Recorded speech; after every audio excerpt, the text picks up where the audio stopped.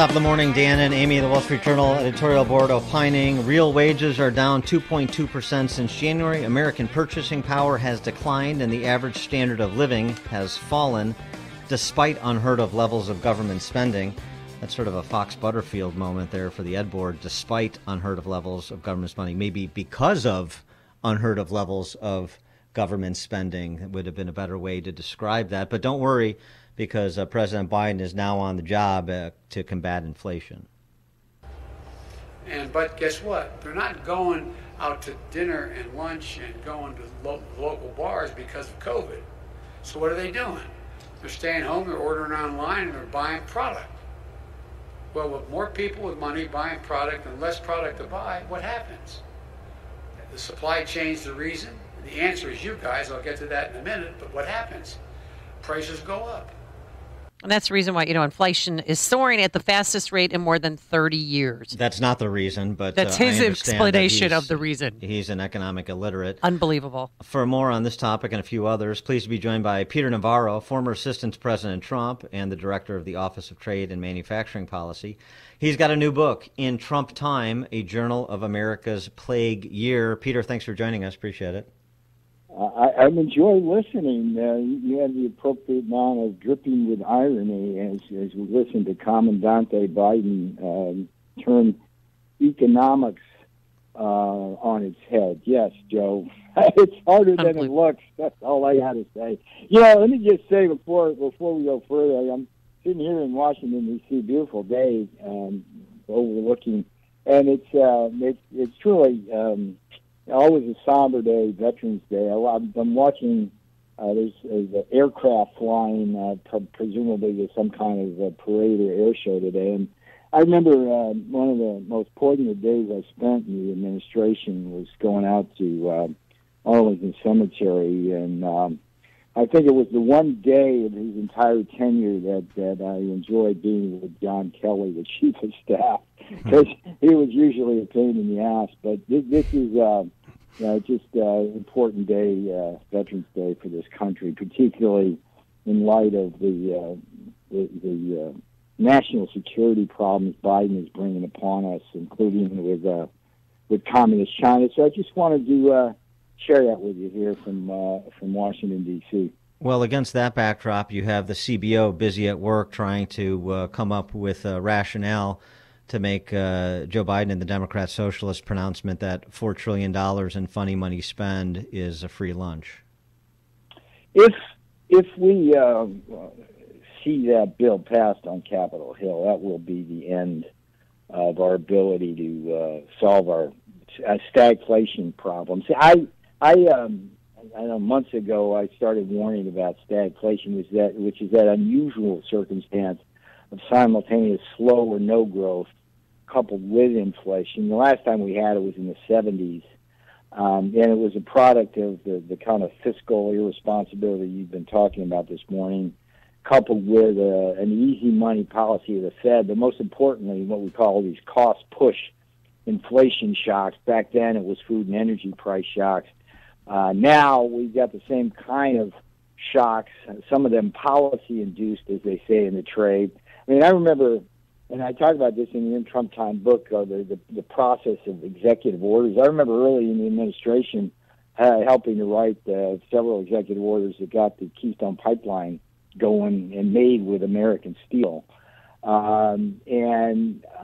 It's just, we're turning all of that on our head now, and we've basically induced an energy price shock. I mean, think about it. We are the natural, Saudi Arabia natural gas. We have the capability, as President Trump demonstrated, to be energy independent. And with a stroke of a few pens, Joe Biden has turned us into beggars of Saudi Arabia to pump oil. Which, I mean, it's like if you're worried about climate change, Joe, memo to Joe, hey, if the Saudis are pumping oil, that's going to be the same climate change effects as if we're doing it in Pennsylvania. So, put two and two together, please. But I don't know. The financial markets, I think, at some point are going to wake up to this insanity.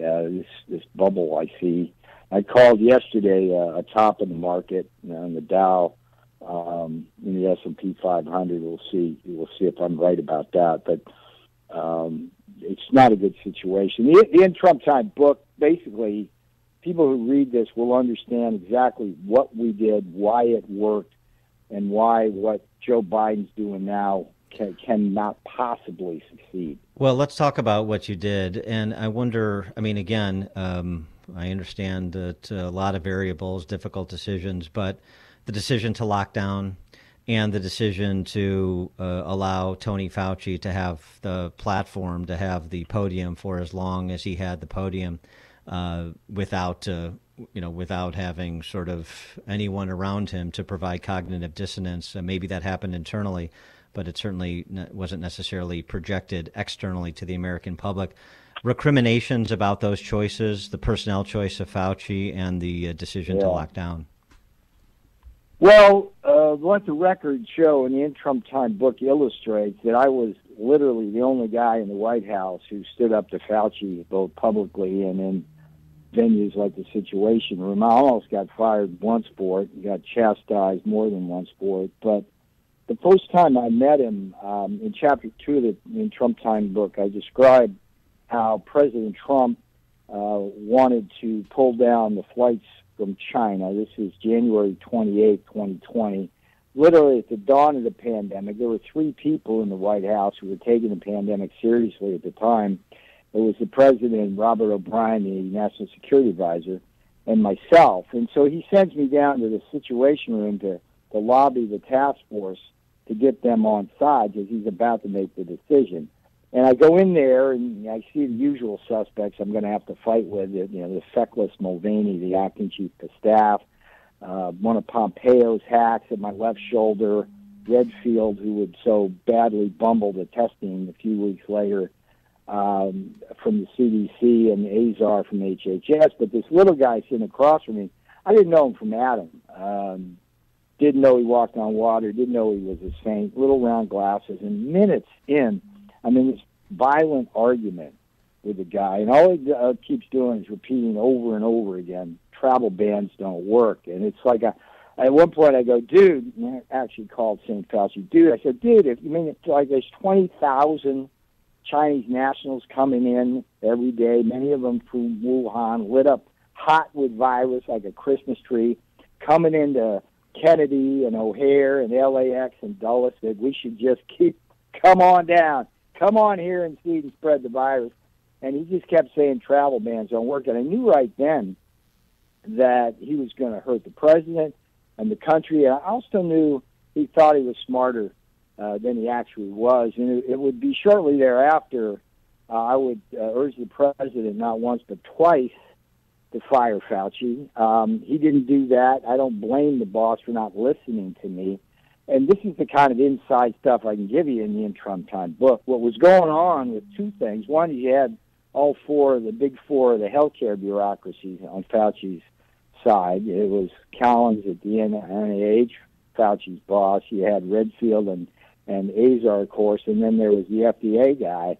But more importantly, and here's a big reveal for you, Mulvaney and the press office were cowards. They were just scared to death that there would be, quote, blowback if Fauci was fired. And my attitude was like Churchill about Hitler. It was like, no.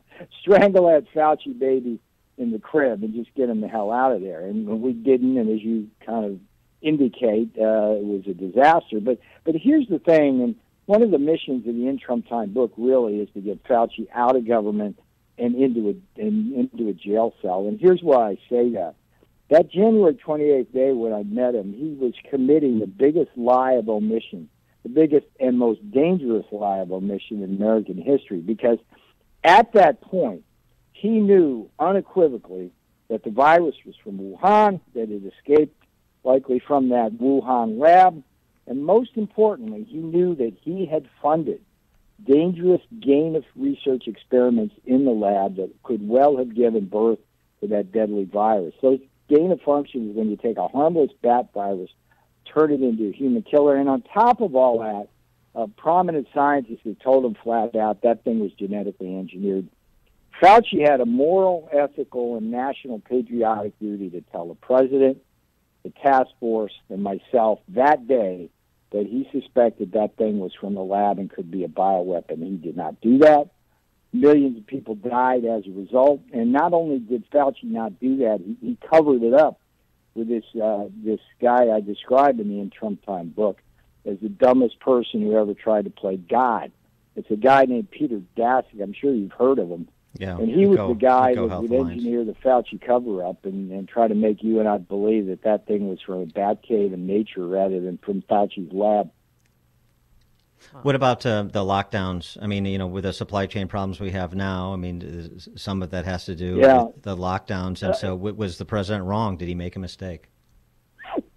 Well, this is what's so interesting. If we had known Fauci's lie of omission, what we would have done, among other things, was immediately pressure Communist China in no uncertain terms to release the original genome of the original virus, right? We haven't gotten that today. We still don't know what the genetically engineered original virus was. Now, how does that relate to the lockdown?